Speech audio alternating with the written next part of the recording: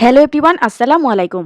আজকে আমি আপনাদের সাথে সবচেয়ে সহজে সবচেয়ে বেশি মজাদার বুট ভুনার রেসিপি করে দেখাবো।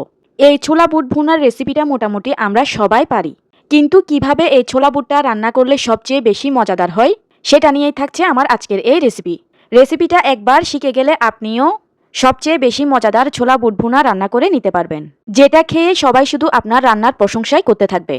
তো প্রথমেই এখানে আমি একটা মিক্সিং বোলের মধ্যে নিয়ে নিচ্ছি মেজারমেন্ট কাপে 2 কাপ পরিমাণ ছোলা।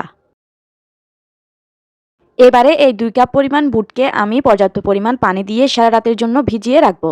পানিটা কিন্তু অনেক বেশি পরিমাণে দিতে হবে, কারণ বুট কিন্তু ফুলে ডাবল হয়ে যাবে।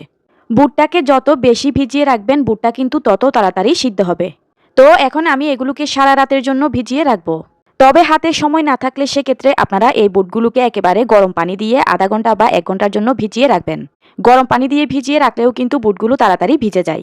তো দেখতেই পাচ্ছেন আমি সারা রাতের জন্য বুটগুলোকে ভিজিয়ে রেখেছিলাম। এখন আমি ফিরে আসলাম পরদিন দুপুরে। দেখতেই পাচ্ছেন এখন কিন্তু বুটগুলো ভিজে কতটা পরিমাণ ফুলে গিয়েছে। তো এখন আমি বুটগুলোকে ভালোভাবে পানির সাহায্যে ধুয়ে পরিষ্কার করে নিয়ে তারপর এরকম একটা পাত্রের মধ্যে পর্যাপ্ত পরিমাণ পানি দিয়ে চুলায় বসিয়ে দিয়েছি। এখন এখানে আমি দিয়ে দিচ্ছি 4টি মিডিয়াম সাইজের আলু। এখন দিয়ে দিচ্ছি 1 চা চামচ পরিমাণ লবণ। দিয়ে দিচ্ছি 1/2 চা চামচ পরিমাণ বেকিং সোডা। বুট সিদ্ধ করার সময় বেকিং সোডা দিতে পারলে বুটগুলো খুব দ্রুত সিদ্ধ হয়ে যায়, তবে আপনাদের হাতের কাছে না থাকলে না দিলেও চলবে। এখন সবকিছুকে একটু ভালোভাবে নেড়েচেড়ে মিশিয়ে দিয়ে এই বুটগুলোকে আমি খুব ভালো করে সিদ্ধ করে নিব। তো এখন আমি অপেক্ষা করব যতক্ষণ না পানির মধ্যে বলক চলে আসে। যখন পানির মধ্যে বলক চলে আসবে তখন দেখবেন এর উপরে এরকম ফেনা টাইপের কালচে বের হবে। এগুলোকে আমি এরকম একটা চামচের সাহায্যে তুলে ফেলে দিব। এবার রান্না করতে হবে ঠিক ততক্ষণ পর্যন্ত যতক্ষণ না বুটগুলো ভালোভাবে সিদ্ধ হচ্ছে। যেহেতু আমি বেকিং সোডা দিয়েছি তাই বুটগুলো আজকে কিন্তু খুব দ্রুত সিদ্ধ হয়ে যাবে। তো আমি ফিরে এলাম বুটটা পুরোপুরি সিদ্ধ হয়ে যাওয়ার পর। এই পর্যায়ে কিন্তু বুটটা খুব ভালো করে সিদ্ধ হয়ে গিয়েছে। আমি চামচের সাহায্যে একটা বুট তুলে একটু চেক করে নিচ্ছি যে বুটটা সিদ্ধ হয়েছে কিনা। দেখুন বুটটা কিন্তু একেবারে গলে যাচ্ছে। তো আমার বুটগুলো সিদ্ধ হয়ে গিয়েছে, এবার আমি চুলাটা বন্ধ করে দিব। এখন এগুলোকে চুলা থেকে নামিয়ে একটা ছাঁকনির উপরে রেখে পানিগুলো ঝরাতে দিব। এবার আমি বুটটাকে ভুনা করে নিচ্ছি। চুলায় একটা প্যান বসিয়ে দিয়ে দিব 1/4 কাপ পরিমাণ তেল। তেলটা গরম হয়ে এলে দিয়ে দিব 2টা শুকনো মরিচ আর একটা তেজপাতা। শুকনো মরিচ আর তেজপাতাটাকে কয়েক সেকেন্ডের জন্য একটু ভেজে নিয়ে তারপর দিয়ে দিব 3টা মাঝারি সাইজের পেঁয়াজ কুচি। এবার আমি পেঁয়াজটাকে নেড়েচেড়ে একেবারে গোল্ডেন ব্রাউন কালার করে ভেজে নিব। অর্থাৎ এই পর্যায়ে পেঁয়াজটাকে একেবারে পেঁয়াজ বেরেস্তার মতো করে ভেজে নিতে হবে। দেখুন আমি কিন্তু পেঁয়াজগুলোকে একেবারে বেরেস্তার মতো করে ভেজে নিয়েছি। এবারে এখানে আমি মশলা অ্যাড করব, সেজন্য এখানে দিয়ে দিলাম কিছুটা পরিমাণ পানি। পানিগুলো দিয়ে ভালোভাবে নেড়েচেড়ে মিশিয়ে নিয়ে আমি বাকি মশলাগুলো এ পর্যায়ে দিয়ে দিচ্ছি। দিয়ে দিচ্ছি 1 টেবিল চামচ পরিমাণ রসুন বাটা। 1 টেবিল চামচ দিয়ে দিচ্ছি আদা বাটা। দিয়ে দিচ্ছি 1 চা চামচ পরিমাণ হলুদের গুঁড়া। 1 চা চামচ দিয়ে দিব মরিচের গুঁড়া। দিয়ে দিচ্ছি 1 চা চামচ ধনিয়ার গুঁড়া। দিয়ে দিচ্ছি 1 চা চামচ জিরার গুঁড়া। দিয়ে দিচ্ছি 1 প্যাকেট ম্যাজিক মশলা। তবে এটা হাতের কাছে না থাকলে না দিলেও চলবে। ম্যাজিক মশলাটা দিতে পারলে বুট ভুনার স্বাদ 3 গুণ পরিমাণে বেড়ে যায়। দিয়ে দিচ্ছি একটা মাঝারি সাইজের টমেটো কুচি। দিচ্ছি 1/2 কাপ পেঁয়াজ পাতা কুচি।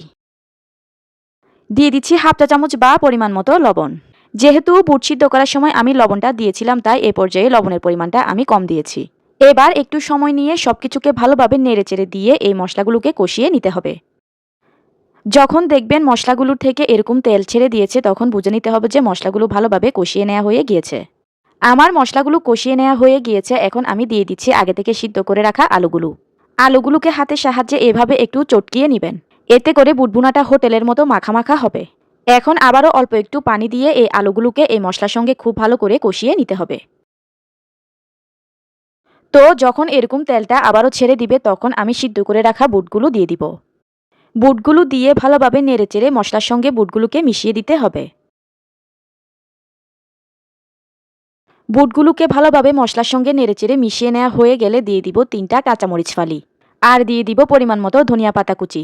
এখন সবকিছুকে ভালোভাবে নেড়েচেড়ে মিশিয়ে দিয়ে এই বুটগুলোকে আমি আর 2 মিনিটের মতো ভুনে নিব। এখন চুলার আঁচটাকে আমি মিডিয়াম টু লো হিটে রেখে এই বুটগুলোকে আমি আরও 2 মিনিটের মতো ভুনে নিয়েছি। 2 মিনিট ভুনে নেওয়ার পর কিন্তু এখন আমার পারফেক্ট বুট ভুনাটা একেবারে তৈরি হয়ে গিয়েছে।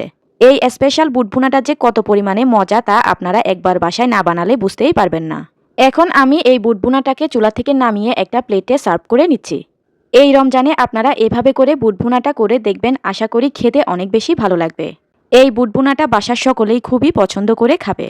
আর আপনারা যদি বাসায় এভাবে করে বুট ভুনাটা রান্না করেন তাহলে কিন্তু আমাকে কমেন্ট করে জানিয়ে দিবেন যে আপনাদের বুট ভুনাটা কেমন হয়েছে। আশা করছি আমার আজকের এই সহজ এবং স্পেশাল বুট ভুনার রেসিপিটা আপনাদের সবার কাছে বেশ ভালো লেগেছে। ভালো লেগে থাকলে কিন্তু ভিডিওতে অবশ্যই একটা লাইক দিয়ে দিবেন। ভিডিওটি আপনাদের ফ্রেন্ডস এন্ড ফ্যামিলির মাঝে বেশি বেশি শেয়ার করে দিবেন। তো আজকে তাহলে এখানেই বিদায় নিয়ে নিচ্ছি। সবাই অনেক বেশি ভালো থাকবেন। আসসালামু আলাইকুম।